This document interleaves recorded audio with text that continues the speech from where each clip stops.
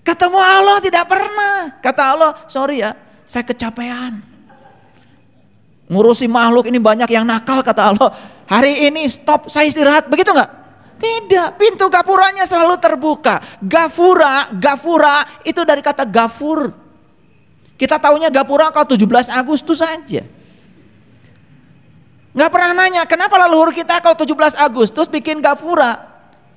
Itu Bung Karno itu luar biasa. Karena 17 Agustus, angkanya 17. Kok sama ya dengan 17 rakaat sholat? Kok sama ya dengan 17 Ramadan nuzulul Quran? Kok sama dengan 17 Quran surat Al-Isra, perjalanan menuju Tuhan? Kenapa 17 Agustus selalu identik dengan gafura? Karena siapa yang menemukan rahasia yang 17, maka dia sebetulnya sudah sampai pada pintu gapuranya Allah.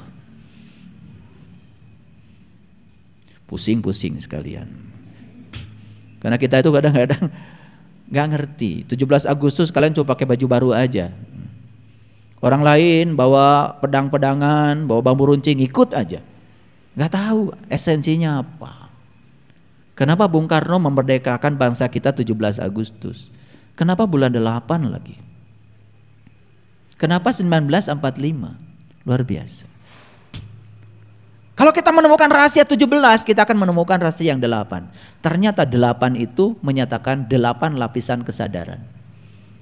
Dari kesadaran Adam, kesadaran Yahya, kesadaran Yusuf, kesadaran Idris, kesadaran Harun, kesadaran Musa, kesadaran Ibrahim. 7 lapis kesadaran. Puncaknya yang ke-8 namanya Sidrah Al-Muntaha, puncaknya kesadaran. Di situ kita berjumpa dengan Tuhan. Walaqad ra'ahu nazlatan ukhra inda sidratil muntaha indaha jannatul ma'wa id yaghsha sidrati ma yaghsha. Luar biasa. 8. Makanya 17 8. 19 itu lambang dari syakor. Maka di Quran dikatakan ada 19 pintu neraka syakor. 4 5. 4 itu rahasia keilmuan. Syariat, thariqat, hakikat, ma'rifat. 4. Sidik, amanah, fatonah, balagoh. 4. Abu Bakar, Umar, Utsman, Ali. 4. Unsur pembangun manusia, tanah, air, api, udara. 4. Yuk. Yang harus kita tahu dari Allah 4. Wajibul wujudnya, sifatnya, afalnya, asmanya. 4. Yuk. Makanya tuntaskan belajar yang 4. Maka kita sudah menemukan saraba 4. Maka kita akan sampai di 5. 5 itu menyatakan rukun Islam. Islam itu artinya adalah pasrah total kepada Allah, letting go. Makanya orang yang sudah di level Islam itu, inna solati wa nusuki wa mahyaya wa mamati lillahi rabbil alamin la syarikalah wa bizalika umirtu. Ya Allah, aku siap menerima apapun perintahmu. Aku yakin apapun yang terjadi dalam hidupku karena wa bizalika umirtu, karena amarmu, karena keberadaanmu, karena kehadiranmu. Aku tidak menolaknya ya Allah. Tapi ajarkan pesan apa yang hendak engkau sampaikan kepadaku lewat semua peristiwa yang terjadi dalam hidupku. Itulah jadi orang bijaksana. Keren sebetulnya. Kalian peringati 17 Agustus gitu-gitu aja. Udah stop dulu itu. Kepanjangan saya bicara itu. Yang keempat menurut Kamus Bahasa Indonesia, gamblang artinya tanpa tutup. Yang kelima adalah tanpa halangan. Yang keenam tidak diragukan lagi. Coba kata gamblang dari sisi kamus aja udah keren. Jelas dan mudah dimengerti. Tampak jelas, mudah terlihat, tanpa tutup, tanpa halangan, tidak diragukan lagi. Coba. Ini kalau saya tanya. Nanti mati masuk surga atau masuk neraka? Jawabannya apa? Wallahu alam lagi.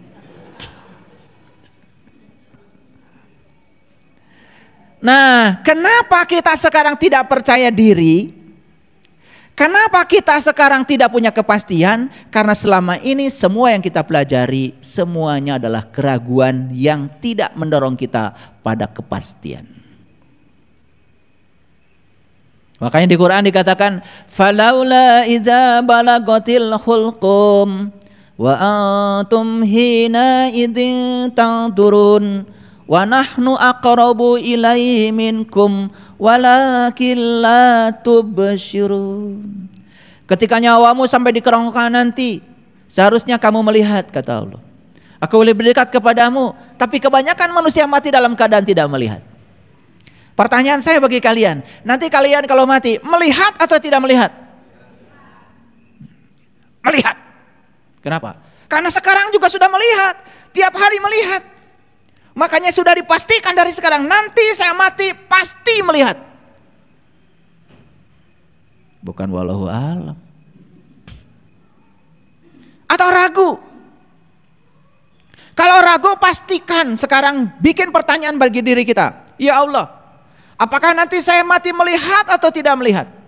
Kalau saya mati harus melihat, dengan mata mana saya harus melihat? Apa yang harus saya lihat? Dan bagaimana caranya supaya saya bisa melihat? Pastikan dari sekarang. Akan dijawab oleh semesta. Yang melihat saat itu adalah mata qalbum. Yang dilihat adalah aku, kata Allah. Dan bagaimana cara supaya bisa melihat? Temuilah para pewaris Rasul.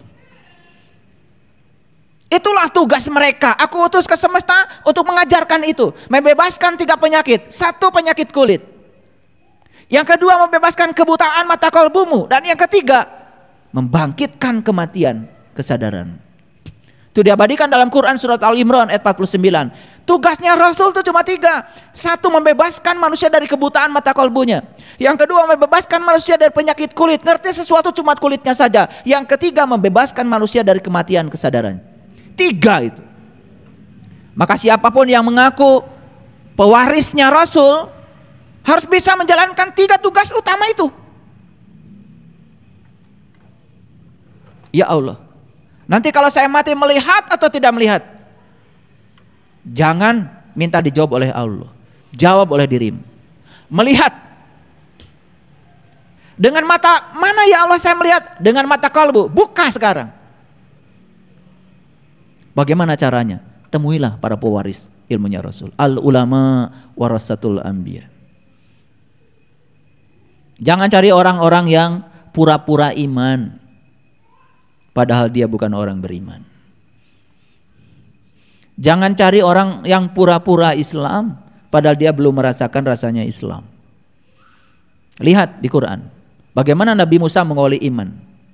Ya Allah Tuhanku, nampakkanlah diri engkau kepadaku, agar aku dapat melihatmu. Apa kata Allah? Kamu tidak akan sanggup melihatku, tapi lihatlah ke puncak kesadaranmu. Tatkala Allah bertajalli di puncak kesadarannya Musa, saat itu Musa tersungkur, bahkan pingsan, mengalami fana billah. Di situ Musa mengatakan, qala subhanaka tubtu ilaika wa ana awalul mu'minin. Maksudnya engkau ya Allah, aku bertobat kepada engkau. Inilah awal aku beriman.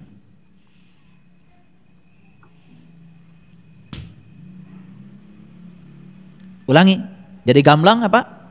Jelas dan mudah dimengerti. Oleh siapa? Oleh dirimu sendiri. Jadi kalau ditanya oleh saya, bagaimana masa depan ruhanimu? Jelas dan mudah dimengerti. Karena sekarang sudah jelas. Bagaimana masa depan ruhanimu? Tampak jelas. Bagaimana masa depan ruhanimu? Sudah terlihat mudah dari sekarang. Bagaimana masa depan ruhanimu? Gak ada tutupnya lagi. Kelihatan dengan jelas. Sudah kasyaf, sudah mukasyafah. Makanya syarat untuk mencapai mukasyafah kan kata para ulama, 1 harus ma'rifah. Lanjutannya adalah musyahadah. Setelah ma'rifat baru musyahadah, penyaksian. Di atas penyaksikan ada yang namanya mukasyafah, terbukanya tirai tanpa tutup. Puncak yang tertinggi adalah mahabbah. Kemarin ada salah satu peserta BMK, saya tanya, kamu cinta sama Allah? Cinta banget ayah. Kamu sudah ketemu Allah? Belum ayah. Orang mana kamu? Saya dari Jawa Timur ayah. Pernah dengar? Witing Tresno Jalaran Soko Kulino. Pernah? Dengar ayah. Apa artinya? Kalau kita sering ketemu baru jatuh cinta. Lah kamu belum ketemu udah jatuh cinta. Saya bilang kamu ini cintanya pangeretan. Kan banyak yang mengklaim cinta, betul? Bagaimana bisa cinta? Cinta itu tidak tumbuh begitu saja. Kalau sering ketemu ya baru cinta. Lah kamu ketemu aja belum, sudah mengklaim cinta. Ini masalah ini bagi umat. Karena banyak ngasih contoh. Contoh gak benar maksudnya. Tiba-tiba cinta, ketemu aja belum. Bisa kalian mencintai gak ketemu? Ya sudah, kawinnya lewat online aja. Tidurnya online juga. Bisa begitu? Mau gimana punya anak? Nanti anaknya juga online. Oke, sampai sini dulu. Nah sekarang saya jelaskan gambling. Nah ini kalau tadi kan gamblang. Nah sekarang kita jelaskan gambling. Gambling ini menurut kamus bahasa Indonesia satu perjudian. Tahu judi? Tahu judi? Bilang, kalau tahu bilang tahu, kalau enggak bilang enggak tahu. Tahu? Kasih contoh. Kalau tahu harus bisa ngasih contoh. Tahu enggak? Tahu apa tidak? Kalian. Ya kalian tahu judi apa tahu orang? Sabun ayam judi. Betul? Main kartu judi. Togel judi. Gitu. Saya nggak mau bahas itu. Karena itu hanya bagian kecil dari judi. Judi yang besar itu adalah membiarkan masa depan kita dalam ketidakpastian. Itulah di Quran dikatakan judi itu haram. Bukan berarti saya menghalalkan sabung ayam.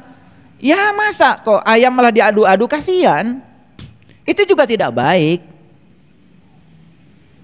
Saya tidak mau bicara itu karena itu hanya bagian kecil saja ya dari yang disebut dengan judi. Judi dalam konsep besarnya adalah membiarkan masa depanmu dalam ketidakpastian. Itu judi.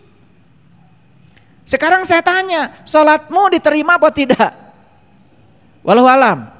Judi. Saummu diterima atau tidak oleh Allah? Walau alam. Judi. Hajimu mabrur atau mabur? Gak tahu. Judi. Semua yang kau lakukan tidak pasti, itu yang namanya judi. Itu yang disebut dengan gambling. Jadi gambling itu menurut kamus bahasa Indonesia yang pertama adalah perjudian, yang kedua untung-untungan. Kan bahaya kalau untung-untungan. Untung-untungan itu kan gak pasti. Nah kenapa lotre disebut judi? Untung-untungan. Masih ingat kan zamannya SD-SB? Ya kan? Semua jadi gila. Tiba-tiba banyak sekali orang yang punya pelajaran matematika sendiri. Iya. Pokoknya 4 tambah 5 kurangi 3 kali 10 dikurangi 4. Gak tahu itu aritmatik dari mana. Kalau di sekolah kan jelas. Ada yang namanya deret geometri, deret ukur. Itu bisa ditebak. 2, 4, 6, 8, 10, titik-titik. Maka suku yang ke 100 berapa? Bisa itu. Ada buat rumus formulanya. Itu namanya deret geometri. Ini tiba-tiba ada orang jago matematik. Pokoknya 4 kali 5 kurangi 8. Nggak jelas dari mana. Ujuk-ujuk besok dipasangin. Pokoknya pasangin 35. Begitu besok mungkin saja mujur dan menang. Apa berikutnya? Dia udah lupa rumus yang kemarin kan? Betul nggak? Lupa, ini rumusnya kayak ingat kok. Tetapi duit yang didapat itu pasti ada nafsu baru, mau dipasangkan lagi, betul nggak? Maka nggak ada orang yang untung, nggak ada yang untung dengan menggunakan pola untung-untungan. Maka itu juga judi karena untung-untungan. Tapi itu hanya bagian kecil. Saya cuma khawatir aja, kalian itu ngomongin orang yang judi begitu, tapi kalian lebih parah lagi membiarkan masa depanmu dalam ketidakpastian. Itu judi besar.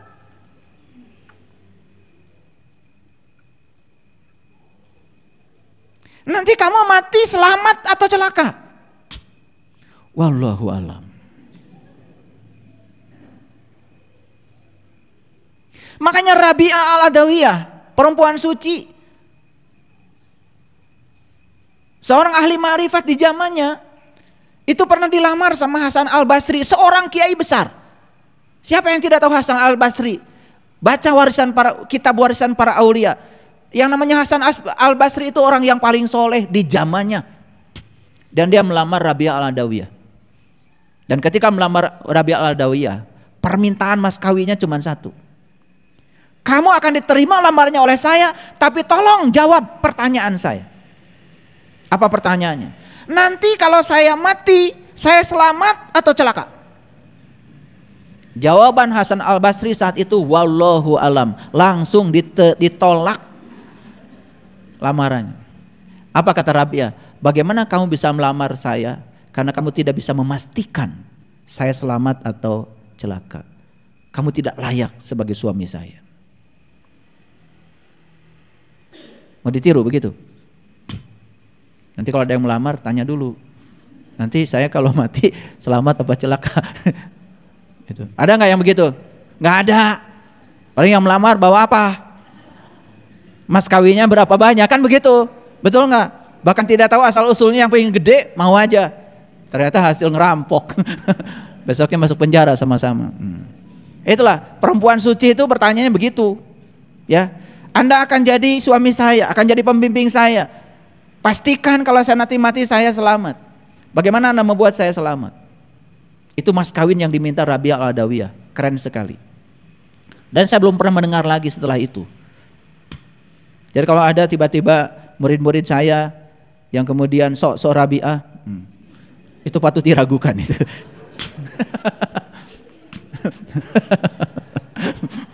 Ini untung-untungan nih, untung-untungan. Yang ketiga, ini menurut kamus, membiarkan sesuatu dalam ketidakpastian. Kan sekarang ini mohon maaf ya. Kalian kan banyak cerita, oh nanti di akhirat itu begini, begitu kan? Betul kan? Sementara yang ceritakan belum pernah ke sana. Oh nanti di surga itu ya ada bidadari. Satu orang bidadarinya 72. Satu aja saya udah kerepotan. Makanya ada yang gila lagi. Katanya kerjaan para kaum lelaki di surga nanti memecahkan keperawanan. Pagawean naon gitu. Ini cerita surga atau cerita apa ini? Karena letterlock betul. Dia nggak ngerti 72 itu apa. Bidadari itu apa. Nggak ngerti sama sekali. Surga itu apa. Dia nangkap surga berdasarkan persepsinya sendiri. Lucunya dia menyampaikan itu pada orang lain. Padahal surga itu di sini, saat ini, sekarang. Bahkan kata Allah di Quran, surga itu adalah tempat di mana kamu masih bernafas. Bahkan saat langit dan bumi masih ada. Itu 72 itu bahasa simbolik. Pecahkan 72. 72, 27 itu bahasa spiritual. Maka Nabi Muhammad ya ketika Isra Mi'raj 27 kan? 27 kan? Beliau mengatakan sholat berjamaah 27 kan?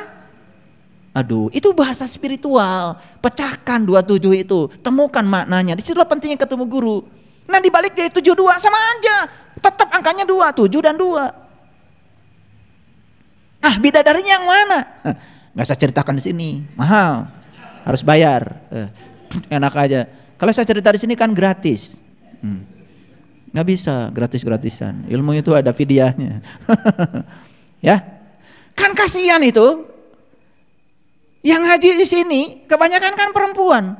Udah gitu ceramahnya di surga hanya ada bidadari. Kan kasihan sebelah sini.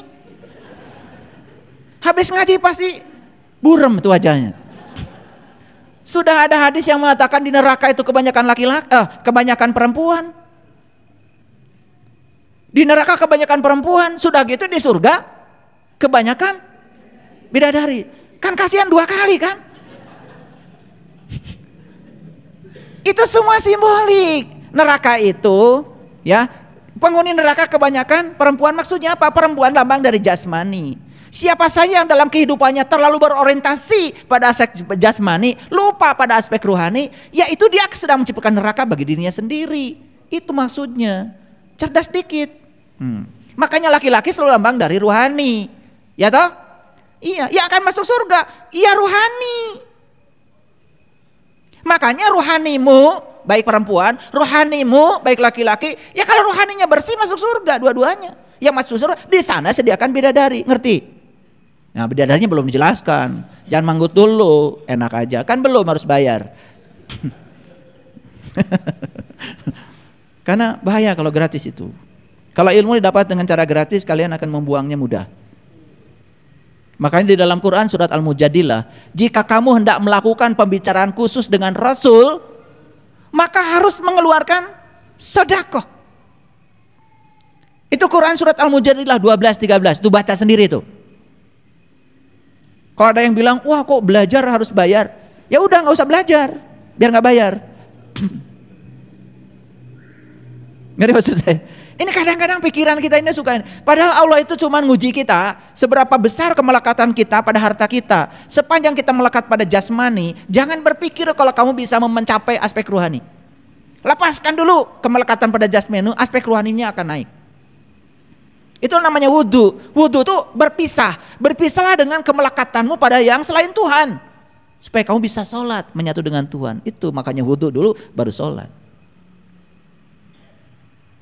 Nah, jadi gambling itu artinya perjudian, untung-untungan, membiarkan sesuatu dalam ketidakpastian, taruhan. Selanjutnya, hasilnya tidak pernah pasti. Dan yang selanjutnya, mengundi nasib dengan anak panah. Ini bahasa Quran, disebutnya ajlam. Jadi ajlam itu mengundi nasib dengan anak panah. Nah, jadi kan melesatkan anak panah itu kan kemungkinannya banyak. Tergantung keahliannya kan, bisa masuk ke titik sasaran, bisa keluar dari sasaran, kan begitu. Apalagi yang sembrono memanahnya. Makanya Nabi Muhammad mengajarkan olahraga tuh yang bagus memanah. Maksudnya itu bukan langsung cari panah, langsung olahraga. Kalau sudah olahraganya itu udah merasa ahli surga, bukan itu. Olahraga artinya memanah. Memanah itu harus betul. Jangan sampai memanah itu sembarangan. Nah, memanah itu memusatkan perhatian pada tujuan sebetulnya. Itu bukan cerita olahraga.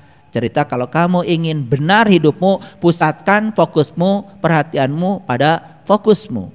Tujuanmu apa?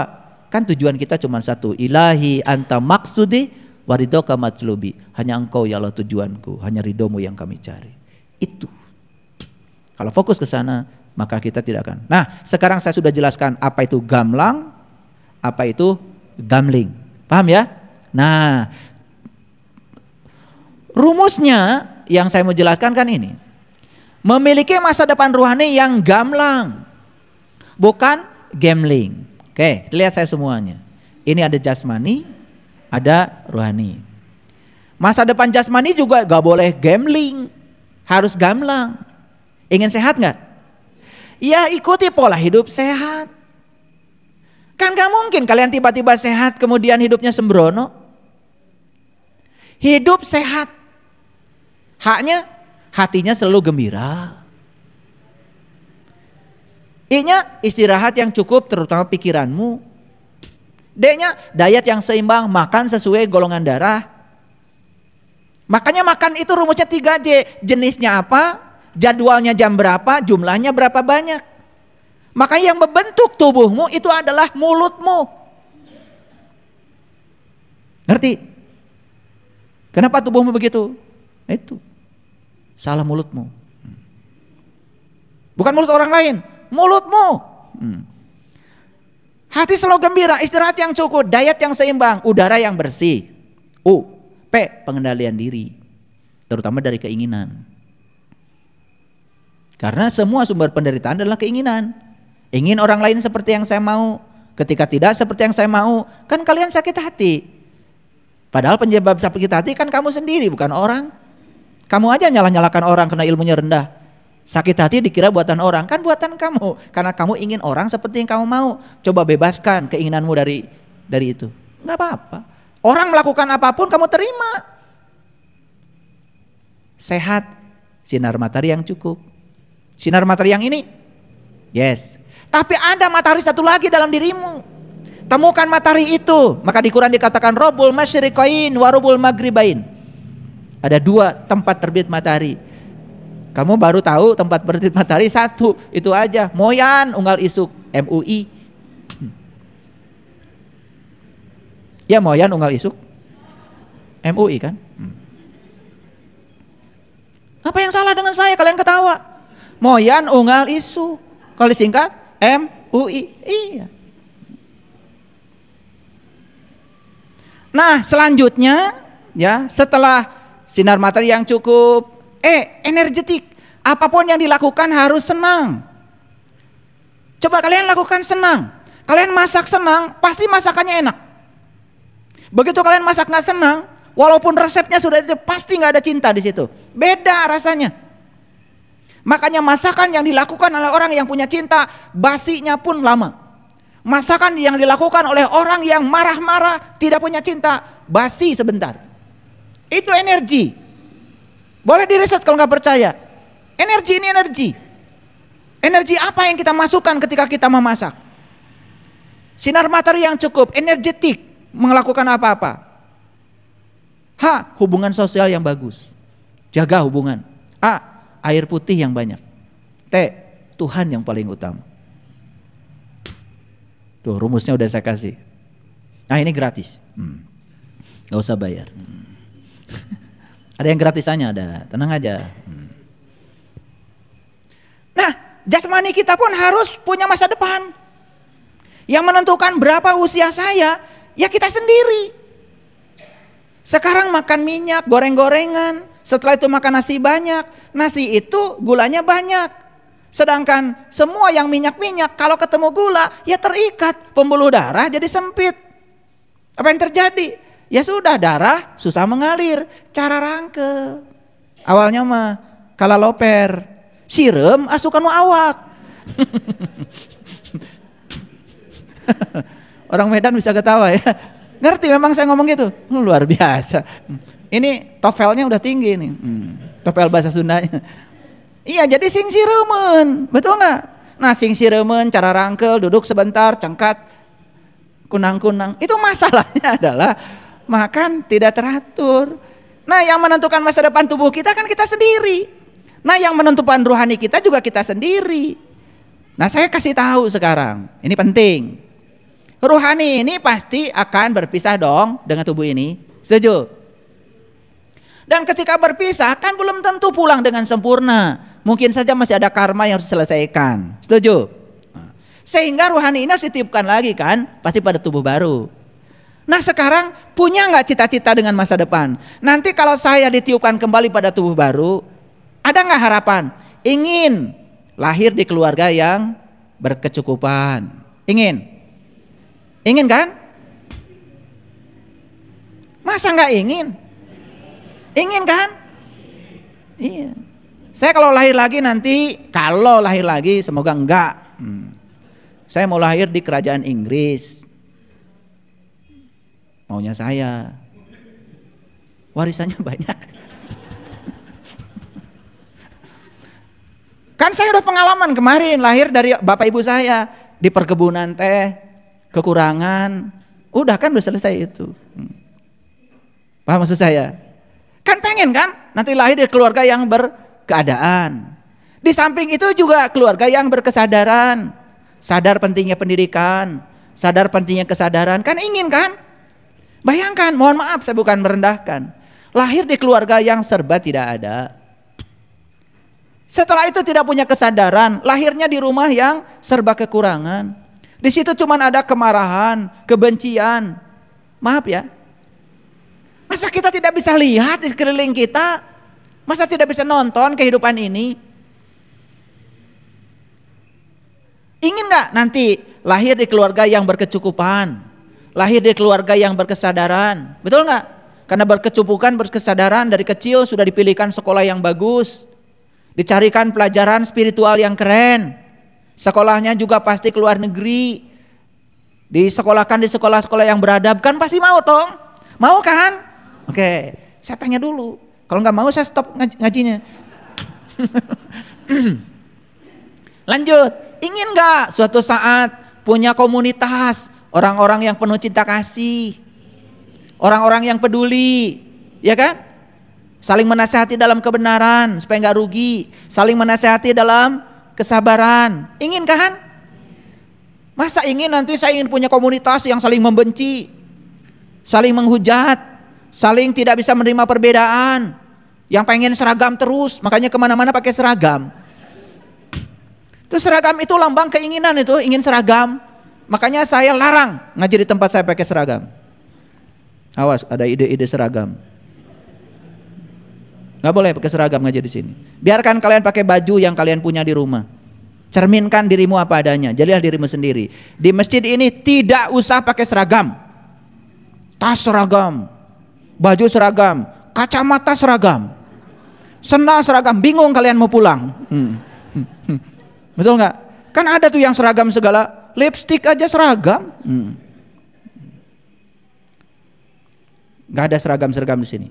Belajar menerima perbedaan, karena Allah menciptakan semesta berbeda. No seragam. Kadang-kadang saya juga suka pakai seragam. Kalau saya bimbing umroh, mete hese neangan. Hese di ditu aduh, loba jelemana. Di airport leungit gara-gara teu make seragam. Kalau pakai seragam gampang neanganana. Makanya pakai seragamnya yang kinclong, yang kelihatan gampang dari jauh. Nah itu tujuannya pakai seragam, bukan belajar menyeragamkan. Karena semesta menciptakan kita itu udah berbeda, wajah kita berbeda, betul? Maka tujuan kita di semesta ini adalah saling mengarifi, li ta'arofu, saling menghargai dan menghormati perbedaan. Maka dilatih kita di rumah, belajar serumah dengan orang yang berbeda, sakasur dengan orang yang berbeda. Bayangkan, betul? Iya. Kalau berhasil, sukses di situ. Kedewasaan tumbuh.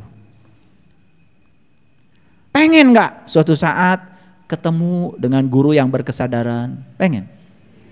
Pengen? Coba bayangkan ketemu dengan guru yang ngaco, nawarin pahala, nakut-nakutin pakai neraka, terus aja begitu. Kapan mau sadar? Dia juga belum tentu dapat pahala, cuma nawar-nawarin aja. Kan dia suka nawar-nawarin tapi dia nggak pergi, kan calo. Bandung. Kampung Rambutan. Begitu sudah pada naik, dia kagak ikut. Dasar calo. Iya begitu. Nah berikutnya, ingin nggak suatu saat, kalau hari ini kita belum sempurna, belum ketemu mandala cahaya, belum ketemu jati diri, ingin nggak suatu saat bertemu dengan guru yang mengantarkan kita untuk tahu jati diri kita agar kita sempurna dalam kehidupan memenuhi ayat innalillahi wa ingin? Tahu nggak? Semua itu cuma satu syaratnya, perbanyak kamu melakukan kebaikan hari ini, di sini, sekarang. Saya kasih tahu. Satu, untuk lahir memiliki tubuh yang sempurna harus punya tabungan kebaikan yang banyak. Satu itu. Lahir punya tubuh yang sempurna dulu. Jarinya 10, kakinya 2, matanya 2, normal. Itu harus punya tabungan kebaikan yang banyak. Apa yang kau lakukan sekarang? Terus aja menebarkan kebencian, terus saja menebarkan kerusakan di muka bumi. Ingat itu, ada karmanya. Hanya ingin punya tubuh yang sempurna saja. Syukur-syukur kalau cantik. Syukur-syukur kalau ganteng. Karena semua laki-laki ganteng dan semua perempuan cantik. Cek manehna. Belum selesai. Kalian itu suka terpana kalau saya ngomong. Ingin gak punya tubuh yang sempurna? Karena tubuh yang sempurna adalah sarana untuk mengantarkan kita, jiwa kita pulang pada Allah. Kalau tubuhnya sudah tidak sempurna, kata Quran, surat Al-Baqarah, sapi yang cacat, sapi betina yang cacat, tidak bisa mengantarkan sang jiwa pulang kepada Allah. Sapi betina itu jasmani. Makanya beruntung kayak kalian sini nih, tubuhnya sempurna. Ini kebaikanmu banyak pasti di masa lalu. Baru satu. Setelah punya tubuh yang sempurna, kan tadi ingin dilahirkan di keluarga yang berkecukupan. Tabungan kebaikanmu harus lebih banyak lagi. Berkecukupan tetapi tidak berkesadaran, buat apa? Selain berkecukupan, berpendidikan, juga ingin dilahirkan di keluarga yang berkesadaran. Tidak ada konflik, tidak ada perang di rumah, tidak ada marah-marahan. Jangan dikira loh, kalau di rumah yang damai tidak ada kemarahan itu mahal. Tabungan kebaikanmu harus banyak. Lahir tubuh yang sempurna di keluarga yang berkecukupan, kemudian di keluarga yang berkesadaran, dipilihkan pendidikan yang paling bagus. Mahal nggak masalah. Kan kamu jadi orang. Pasti secara duniawi pangkatmu juga akan tinggi. Penguasaan bahasa asingnya keren. Penguasaan ilmunya keren. Lah pastilah jadi direktur. Iya.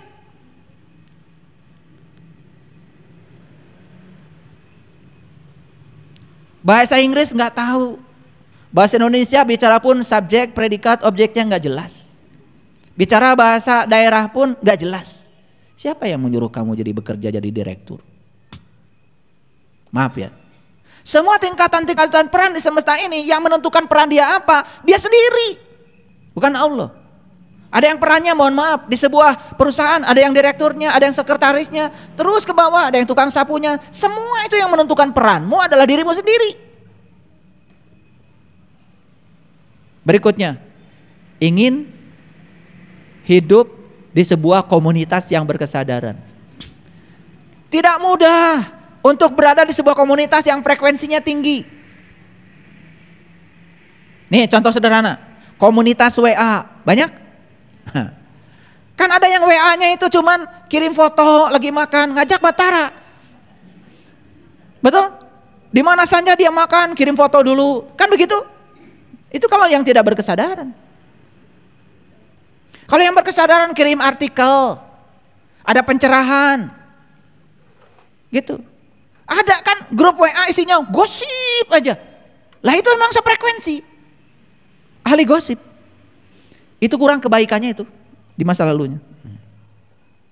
Nah berikutnya, ingin gak suatu saat, kalau misalkan kita belum selesai di kehidupan yang sekarang, pertemukan aku, katanya Nabi Daud, Tuhan, tumbuhkanlah cintaku kepadamu. Tumbuhkanlah cintaku kepada orang-orang yang telah berhasil mencintaimu. Tumbuhkanlah cintaku pada ilmu dan amal yang dapat mengantarkan aku akan cintamu. Itu doanya Nabi Daud. Jika aku belum bisa bersamamu ya Allah, hidupkan aku bersama orang-orang yang sudah berhasil bersamamu. Itu doa Nabi Daud. Kalau kamu tidak bisa bersama Allah, cukup kamu bersama orang-orang yang sudah bersama Allah. Kamu akan bersama Allah. Dan untuk bersama orang-orang yang bersama Allah beneran, perlu tabungan karma kebaikan yang banyak. Apalagi kalau untuk sampai bertemu dengan jati dirimu yang sesungguhnya, perlu tabungan karma yang banyak.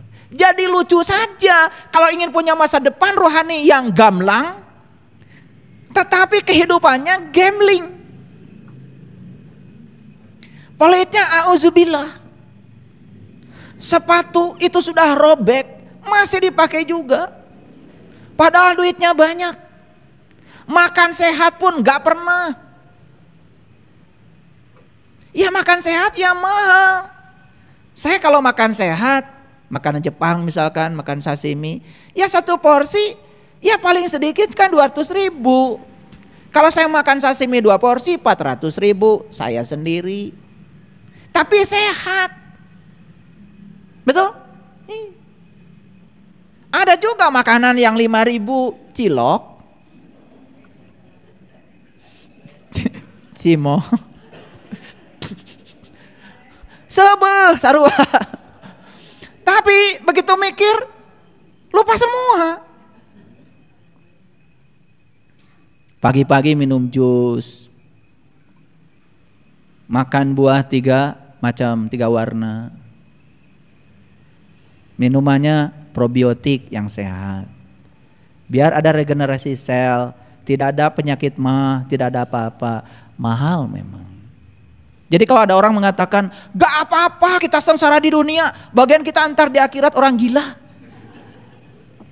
Rekomah bengar di akhirat, di dunia gak 1.000 gitu. Boro-boro mikiran akhirat, mikiran dahar gak sapopoe gak 1.000. Nah ini kadang-kadang didoktrinkan. Padahal Quran mengajarkan Robbana atina fid dunya hasanah wa fil akhirati hasanah. Harus hasanah dua-duanya. Kalau akhirat ingin sempurna, dunianya harus sempurna.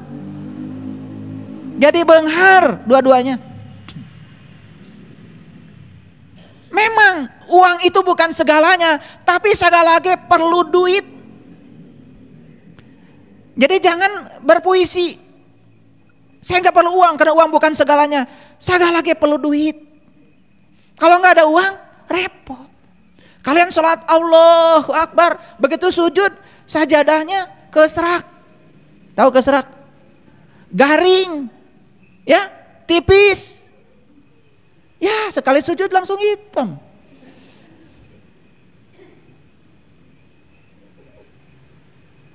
Tapi ada juga yang bangga. Karena tarahum rukaan sujadan yabtaguna fadlan minallahi wa ridwan. Bekas ruku dan sujudnya nampak di wajahnya. Lain eta.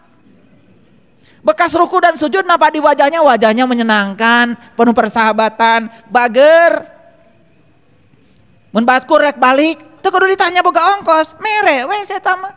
Itu tarahum rukaan sujadan. Ngerti maksud saya? Itu.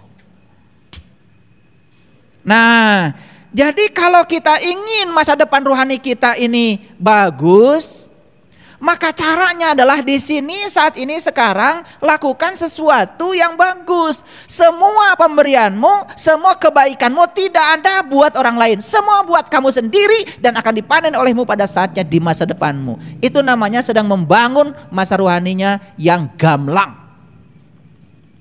Pengumuman ini buat yang pada pelit. Ingin masa rohani, masa depan rohaninya gamblang, tapi sekarang gambling.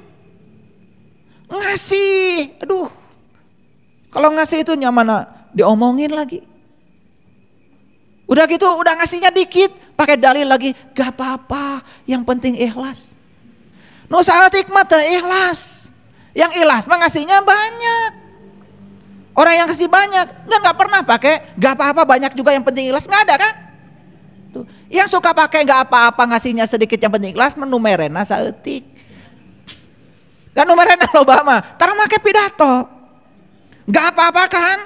Ayah, ngasihnya banyak juga yang penting ikhlas. Oh, wah, ngomong gitu ke saya. Nusok di WA ngomong gitu, ayah gak apa-apa ya. Satu lidi pun berharga, kalau gak ada, tetapnya saeutik.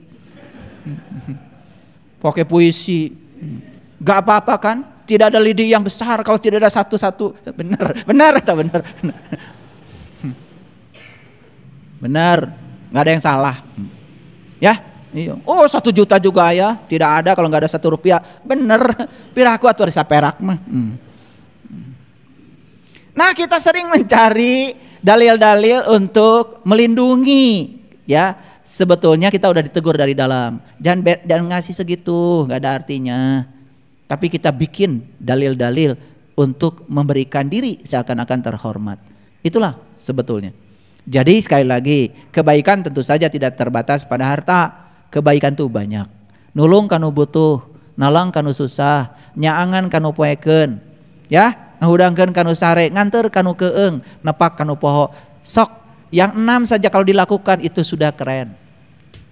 Perbanyak kebaikan. Kapan? Sekarang. Maka Quran mengatakan janganlah kamu mengatakan besok masih ada waktu. Itu adalah kesombongan. Nah, jadi jelas ya.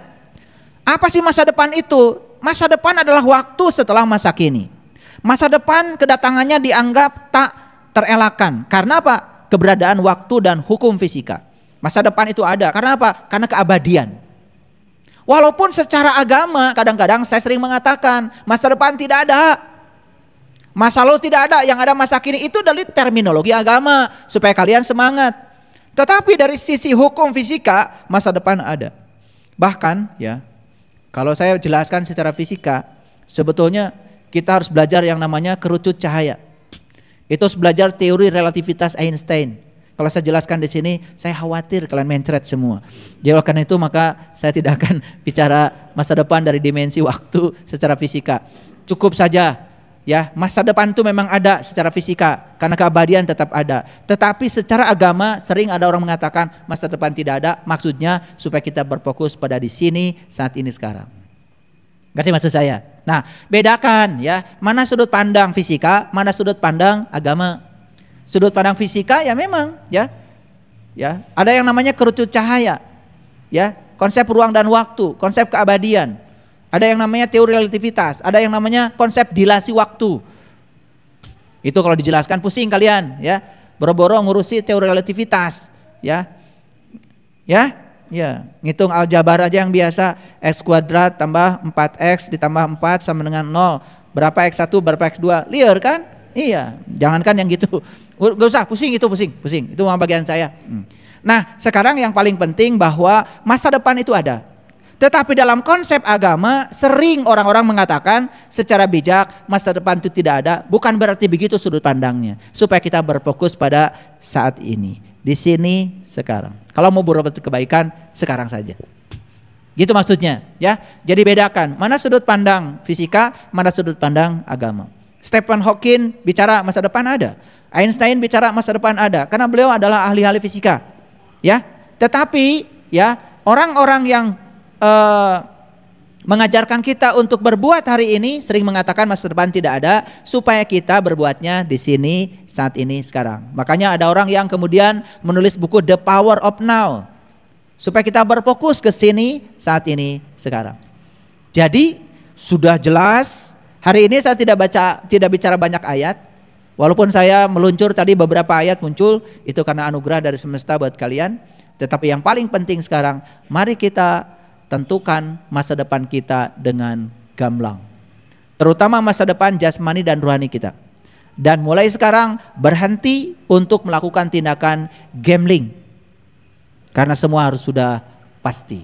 Terima kasih. Mengatakan inni wajjahtu wajhiya lilladzi fataras samawati wal ardh hanifan wa ma ana minal musyrikin. Aku tidak musyrik lagi.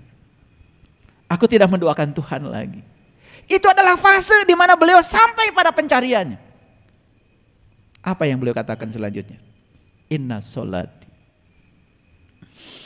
wa nusuki wa mahyaya wa mamati lillahi rabbil alamin la syarikalah. Disitulah beliau mencapai puncaknya penyerahan diri. Bahkan beliau mengatakan wabizalika umirtu, wabizalika umirtu.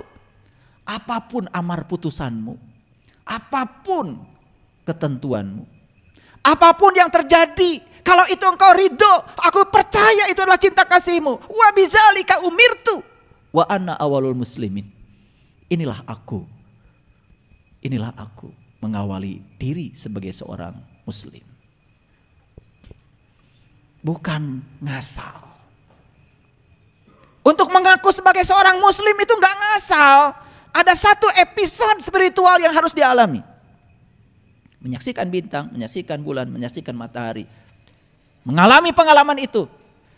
Lalu sampailah pada tahap wabizalika umirtu wa ana awalul muslimin.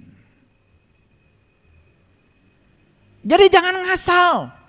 Kita mengatakan saya muslim, saya mukmin, cuman menonjolkan atributnya saja. Apa pengalaman yang mendasari Anda mengatakan itu?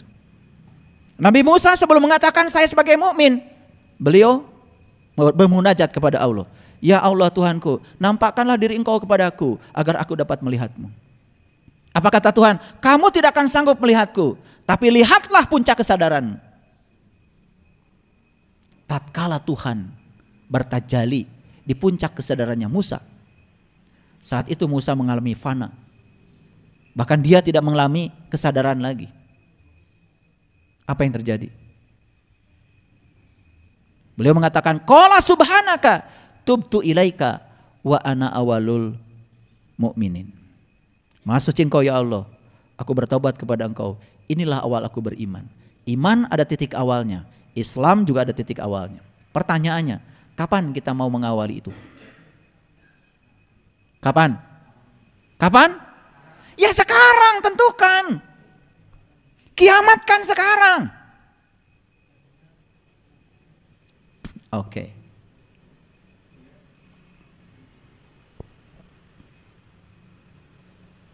Lihat ayat selanjutnya. Balil insanu ala nafsihi basyirah. Bahkan saat itu manusia menjadi saksi atas dirinya sendiri. Sewang-sewangan. Makanya jangan baperan. Orang lain melakukan itu urusan orang. Jangan menilai, jangan menghakimi. Kamu tidak akan pernah menanggung karma orang lain. Urusi dirimu sendiri. Jangan pakewuh dan mengacaukan pikiran. Jadilah dirimu sendiri. Jangan jadi apa kata orang tentang dirimu, enggak penting amat. Selesaikan dirimu dengan dirimu sendiri. Jangan ada konflik dengan dirimu. Konflik dengan diri akan berbuah konflik kita dengan orang lain. Itu yang disebut dengan berdamai dengan diri sendiri. Balil insanu ala nafsihi basyirah. Bahkan manusia menjadi saksi atas dirinya sendiri. Yang sudah pada mengalami, beruntung kalian. Sudah menyaksikan diri sejatimu, beruntung kalian. Karena kalian sedang menjadi saksi atas dirimu sendiri. Sewang-sewangan. Itulah hidup. Makanya jangan pakai wuh. Saya sakit hati karena orang menyakiti saya. Sebentar. Sakit hati bukan urusan orang, urusan kamu. Karena kamu punya keinginan pada orang. Ingin orang lain seperti yang kamu mau. Sumber sakit hati adalah kamu sendiri. Makanya sekarang berhenti menginginkan orang seperti yang kamu mau. Gimana caranya? Terima semua orang apa adanya.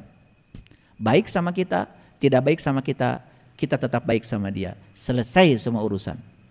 Kiamat akan mudah terjadi di sini. Maka saya bilang kajian hari ini agak berat. Ini baru pendahuluan. Baru pendahuluan. Paham sampai sini?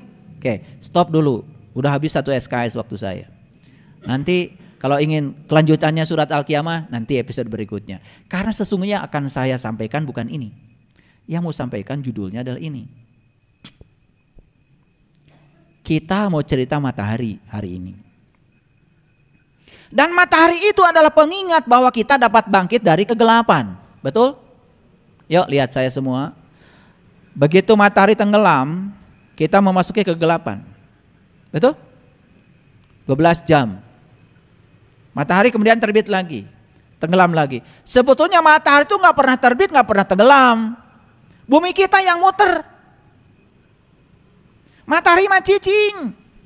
Teka mana-mana. Makanya matahari menjadi pusat tata surya. Makanya ada rasa, ada rarasaan. Beda. Kalau saya tanya, Ari Panon Poe terbit di mana? Dari timur. Rasa atau rarasaan? Tama rarasaan.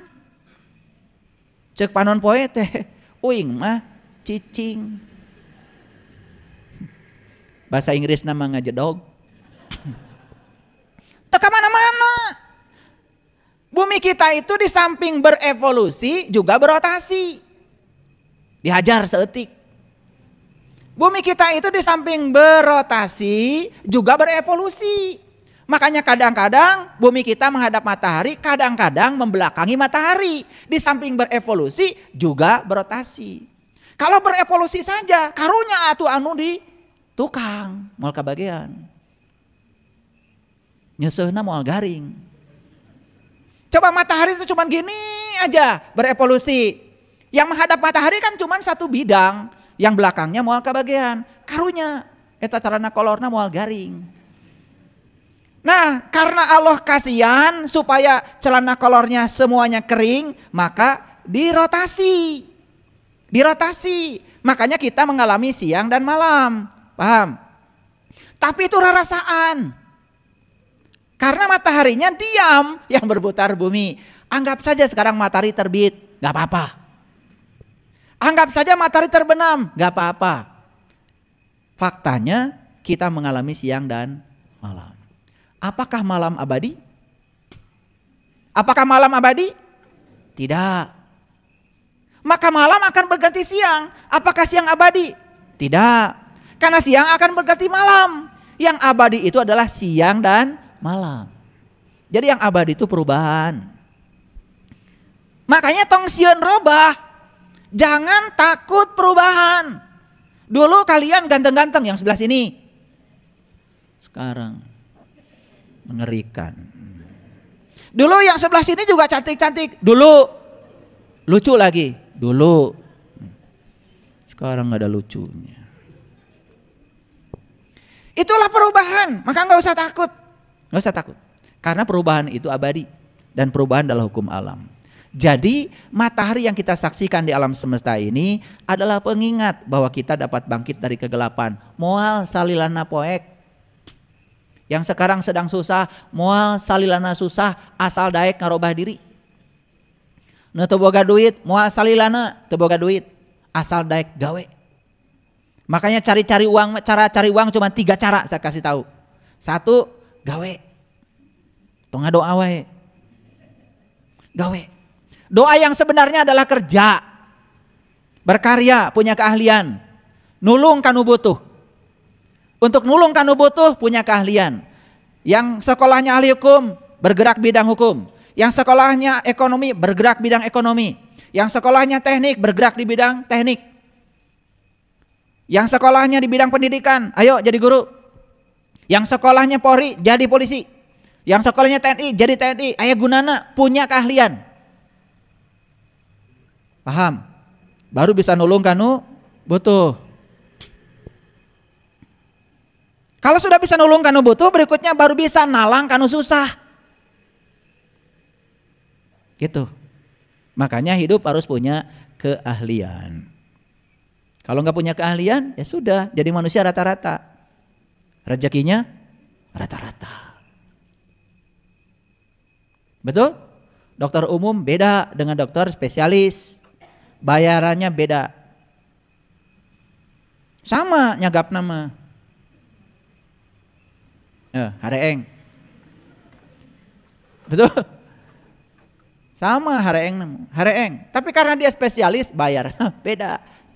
Semakin spesial maka semakin mahal. Makanya punya ilmu yang spesial. Makanya jangan jadi orang rata-rata, harus jadi orang yang di atas rata-rata. Itu. Paham ya? Oke, lanjut. Jadi kalau hari ini kita berada dalam kegelapan, tidak usah khawatir. Selama kita mau berusaha, maka kita akan memasuki alam yang terang benderang.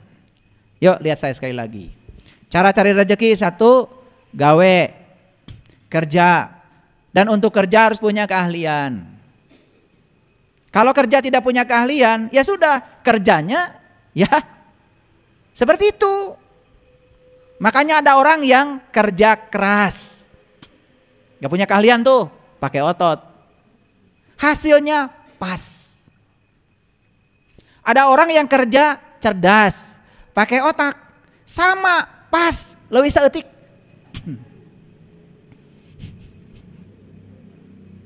Nah, yang luar biasa adalah orang yang kerjanya ikhlas. Hasilnya tanpa batas. Kenapa saya rezekinya terbatas? Tanya diri kamu, kerja keras atau kerja cerdas? Sepanjang kamu ada dimensi itu, rezekimu ya gitu-gitu saja. Tidak akan memasuki wayarzuqu min haitsu la yahtasib. Mual. Karena syarat untuk memasuki wayarzuqu min haitsu la yahtasib harus wa may yattaqillah. Wa may yattaqillah yaj'al lahu makhraja wa yarzuqhu min haitsu la yahtasib. Wa may yatawakkal 'ala Allah fa huwa hasbuh. Innallaha balighu amri. Qad ja'alallahu likulli syai'in qadra. Malah eta ayat diwiridkeun. Karena maneh wirid naon? Doa 1000 dinar. Wih. Wa may yattaqillah yaj'al lahu makhraja wa yarzuqhu min haitsu wa may yatawakkal 'ala Allah. Nepi ka isuk teu sare. Batur gawe manehna hees. Rek datang kumaha 1000 dinar. Itu salah kaprah. Nih saya kritik tuh di KSKJ itu. Ya. Suka ada pengumuman tuh. Hari ini baca surat Al-Kahfi. Tuh, SKJ itu. Saya bukan anti baca surat Al-Kahfi, saya senang sekali dan akan kita bahas. Tapi kalau dibaca terus aja nggak ngerti isinya, tidak tahu pesan surat Al-Kahfi, mau dengar. Paham maksud saya? Oke.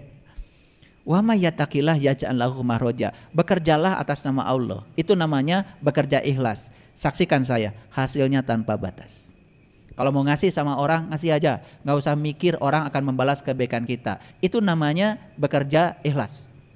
Kalau mau bekerja, bekerja saja. Nggak usah mikirin tanggal 1 gajian. Tuh di pikiran gue pasti datang tanggal hiji mah.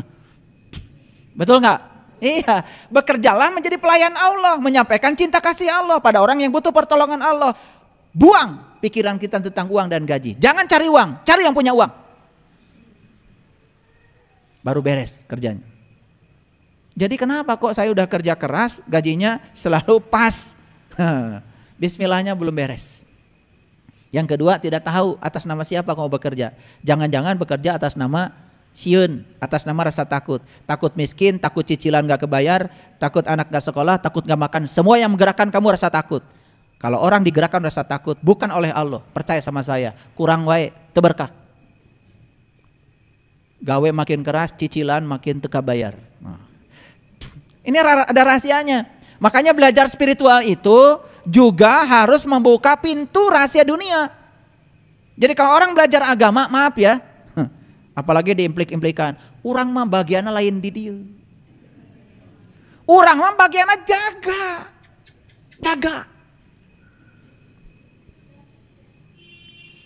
Kumaha jaga? Sajadah wae teu boga, teu kabeuli.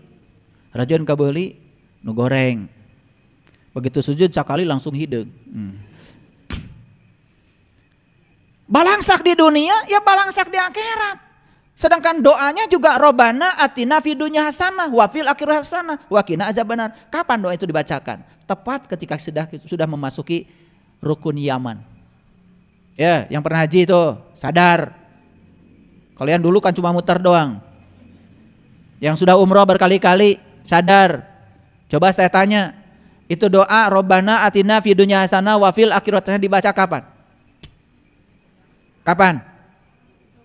Muter dulu dari Hajar Aswad ke Multajam, pintu Ka'bah, Makam Ibrahim, Hijr Ismail, begitu sampai di rukun Yaman teh kanan.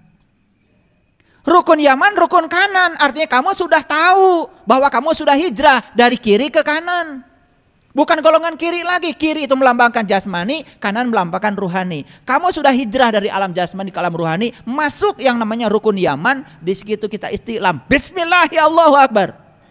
Baru jalan. Robbana atina fid dunya hasanah wa fil akhirati hasanah wa qina azab. Wa adkhilnal jannata ma'al abrar ya aziz ya ghafar ya rabbal alamin.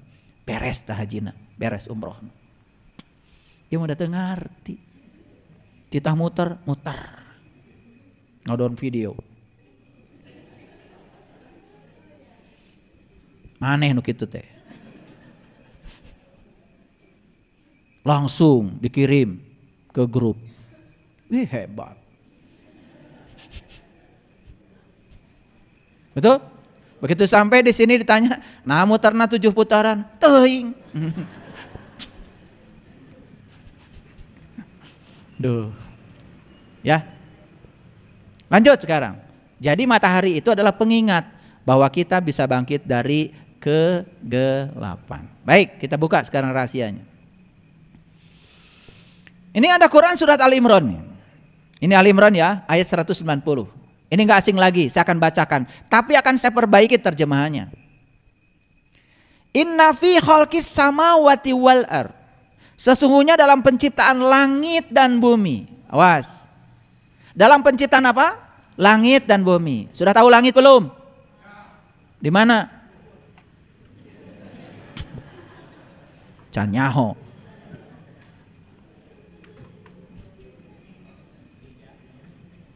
Udah? Nanti kalian cari langit ya. Kasihan Delo. Inna fi khalqis samawati wal ardh wa ikhtilafil laili wan nahar la ayatil liulil albab. Ini saya perbaiki terjemahannya. Sesungguhnya dalam penciptaan langit dan bumi Langit dan bumi. Lihat tangan saya. Langit dan bumi. Ngerti ya? Yang belum ngerti harus ngerti nanti. Langit dan bumi. Tahu 7 lapis langit? Emang kue lapis. Kita membayangkan 7 lapis langit itu kayak kue lapis. Dan langit selanjutnya katanya Sidratil Muntaha, puncak kesadaran. Ari maneh sadar di mana? Kan sadar mah di dieu, lain di ditu. Ada orang kehilangan kesadarannya, nu mana nu ruksakna? Sukuna atau bujurna? Eta, enggak kasih jelaskan ya biar bingung. Ada orang kena stroke, kan pecah pembuluh darah, hilang kesadaran. Jadi langitna sadar teh di mana? Kan di dinya. Tah di dinya langit teh. Keun lieur sekalian. Inna fi khalqis samawati wal arwah tilafil laili wan nahar la ayatil liulil albab. Sesungguhnya dalam penciptaan langit dan bumi, udah makin jelas ya. Dan silih bergantinya siang dan malam, itu ada tanda bagi ulil albab. Nah sekarang ulil albab teh saha?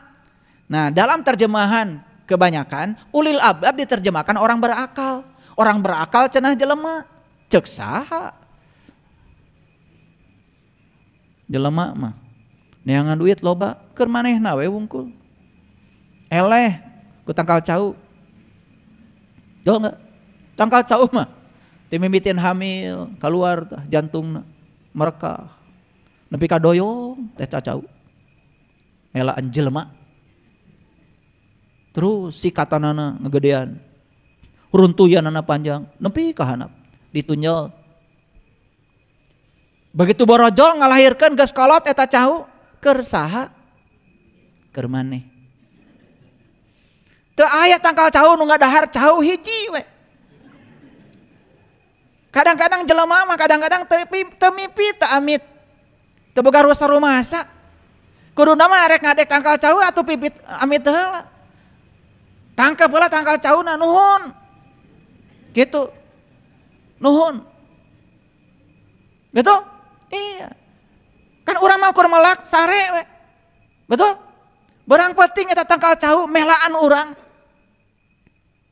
Meme dipotong catu tangkep heula. Nuhun tangkal cau. Isiin ku anjeun.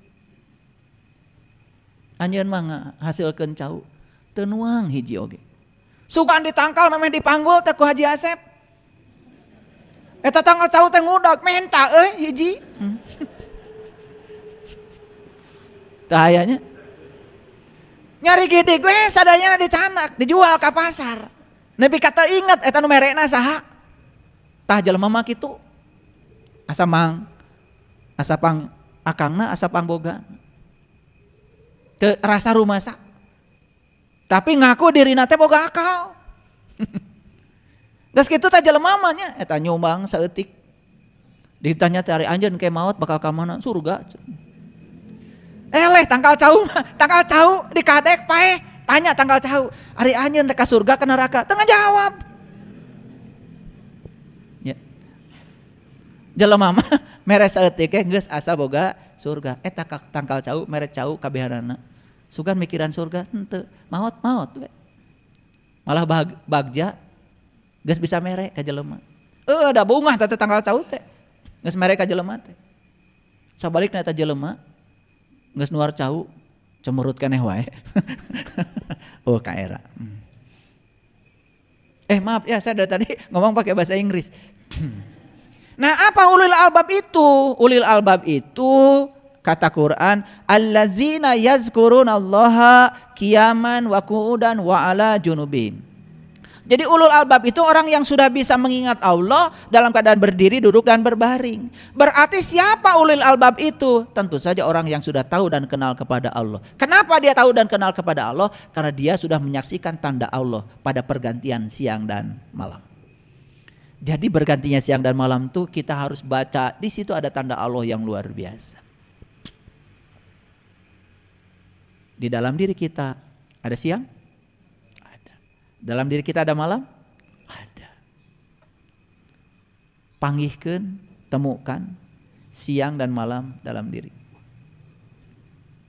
Temukan. Kalau sudah bisa menemukan siang dan malam dalam diri, di sini bukan di luar. Karena Quran mengatakan inna fi khalqis samawati wal ard wahtilafil laili wan nahar la ayatil liulil albab. Silih bergantinya siang dan malam itu ada tanda Allah. Bagi siapa? Hanya bagi ulil albab. Bagi yang bukan ulil albab tidak ada, tidak terbaca, tidak ada tanda apa-apa. Pokoknya penting sare beurang nyaring eta we wungkul. Paham? Nah, pasti pusing ya? Oke, enggak apa-apa. Nah, Allah mengatakan dia itu ulul albab itu doanya satu. Rabbana ma khalaqta hadza batilan subhanaka faqina azabannar. Ya Tuhan kami, tiadalah Engkau menciptakan sesuatu dengan sia-sia. Maha suci Engkau dan pelihara kami dari siksa api neraka. Jadi begitu lihat langit dalam dirinya, begitu lihat bumi dalam dirinya, dia saksikan dari ujung rambut sampai ujung kaki, dia akan mengatakan Rabbana ma khalaqta hadza batilan. Karena dia sudah menemukan rahasia dalam tubuhnya. Kenapa tangan ini tidak sama panjang? Jaraknya juga tidak sama. Jempol dengan telunjuk lebih jauh, telunjuk dengan jari tengah lebih dekat, jari tengah dengan jari manis lebih dekat lagi, kelingking lebih jauh lagi, tidak sama panjang. Dibolak-balik, ketemu rahasianya. Bolak-balik ketemu rahasianya. Begitu melihat dari ujung rambut sampai ujung kaki di cermin, ketemu rahasianya. Subhanallah, Rabbana ma khalaqta hadza. Sudah sampai di situ belum ngajinya?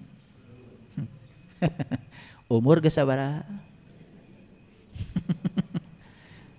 Ngaca we unggal poe. Makanya Allah mengatakan di Quran, "Huwallazi yusawwirukum fil arham kaifa yasha." Dialah Allah yang telah menciptakan tubuh kamu sebagaimana rencananya. Ada rencana hebat di sini. Ada rencana hebat di sini. Makanya Allah berfirman dalam hadis qudsi, "Kuntu kanzan mahfiyan wa ahbabtu an urifa fa khalaqtu khalqan." Aku adalah suatu perbenaran yang tersembunyi. Aku ingin agar aku dikenali, maka aku ciptakan manusia.